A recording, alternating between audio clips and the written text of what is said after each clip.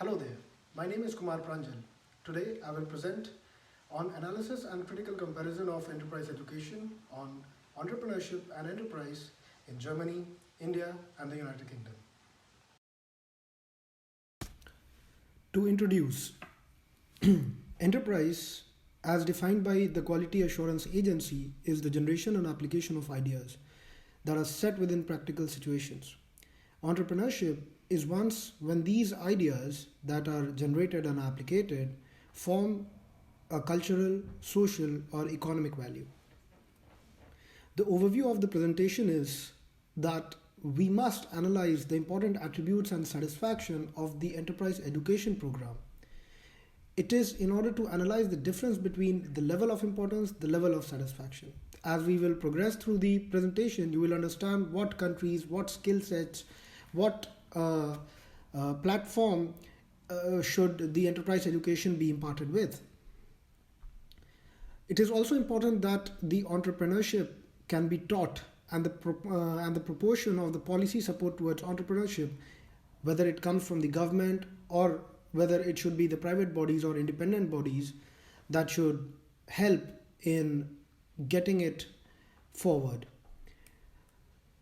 The aim and vision of entrepreneurship education is to be inclusive and support wider participation, have a positive influence on students' creativity, have a positive impact on their learning attainment and grades.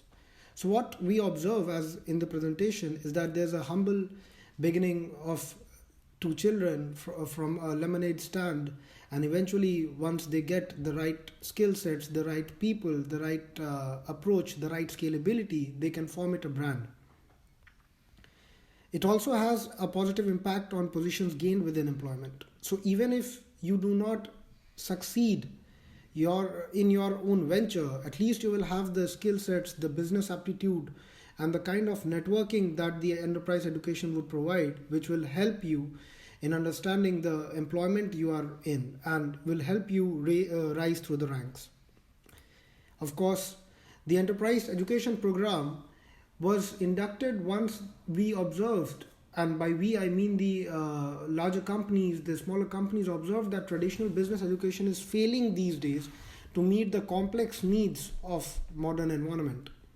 The focus of such education program is to emphasize their financial capability, enterprise capability, and economic and business understanding as a whole. So some of the examples that we can include is student-run business, career program that allows students to interact with industry professionals. Of course, internships are there, which will teach them about budgeting, loans, interest rates, and investments. Even mere things like calculating profit and loss, which will help them to rebuild themselves and always keep them in high aptitude in comparison to their peers. Some of the skill sets that enterprise education imparts is creativity, problem solving, taking initiative, teamwork, time management, resilience, and the most important one is leadership. Now, the first country that we'll discuss is Germany. The federal state of Germany, or as they call their Länder, is been taken care by the Federal Ministry of Economic Affairs. So they are the prime shot callers on what education shall be imparted in different states. So let's say Germany is distributed between, for example, n number of states. So all these states have their own functional design and responsibility for their education. So it's a decentralized environment. Also, to add upon is that the ministry is flexible in such a way that they have got their own working groups.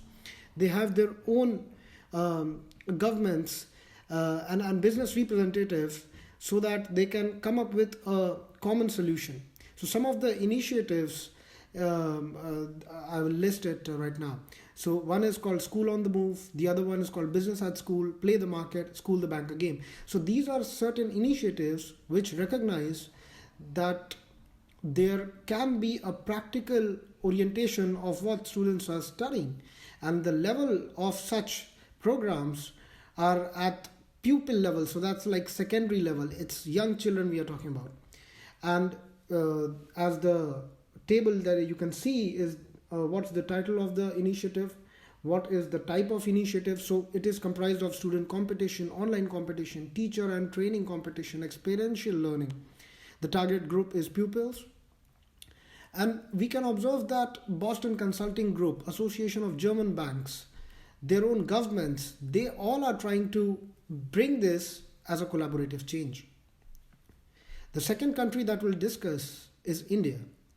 Now, as we understand that India is a developing nation, we must go through two different bodies called MHRD, or Ministry of Human Resource Development, which is active and collaborative in nature, because they have come up with framework for junior cycle, which is like pushing the students to form their own company, do their own logistics, so that they will understand at a very young age that how actual businesses get done. So educators are free to complement at primary level, at secondary level. At primary level, their course curriculum has drama, art, oral language, creative writing. At secondary level, these are transited into business subjects or transition year projects. The initiatives that are taken, and on 29 December, quite recently, it's called Scheme for Promotion of Academic Research and Collaboration, also called as SPARK. So SPARK will be collaborating with developed countries as well, so that they can, build upon their research ecosystem and improve it as a whole. The other organization is called EDII, or Entrepreneurship Development Institute of India, which is focused on forming and nurturing enterprise skills to people. And the people that we are talking about is students as well as adults, young adults.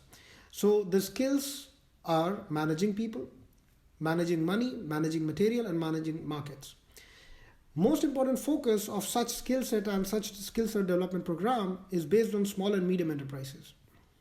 Their education segments, which EDII imparts its training, is at core education, which is like K-12 system. The parallel education, which is preschooling, tutoring, test preparation, so that they get focused. And the ancillary education is, of course, internet and information technology, which is YouTube. And then there are, of course, innumerous applications available on Google Play Store or on Apple Store, so that there is a continual process of learning. There are also a dependence on graduate level enterprise education, because we expect more focus from the graduates. So with such focus, such positivities, also comes the cons and challenges. In a developing country like India has its own challenges, like it has been observed by EDII themselves that it is incomplete entrepreneurship education. The second one is lack of standard framework. The third is dependence on the government. Some of the opportunities that India has is more than 48 million small and medium businesses exist, which is double in number of the United States. Some of the sectors that observe lots of opportunities is retail and cloth manufacturing. So another initiative that was taken by the government is called Startup India. So in Startup India, it is it's of imperative nature that we are training the individuals so that they can get a job, or at least be empowered enough to create jobs. The third country that we shall discuss is United Kingdom. Before we delve into United Kingdom, we must understand what QAA and EEUK is. So QAA is Quality Assurance Agency for Higher Education, which is an independent body that checks quality and standard of the education imparted. The other one is EEUK, that's Enterprise Educators of United Kingdom, which is an independent body. EEUK has come up with own research fund that funds the level of education at school level, at college level.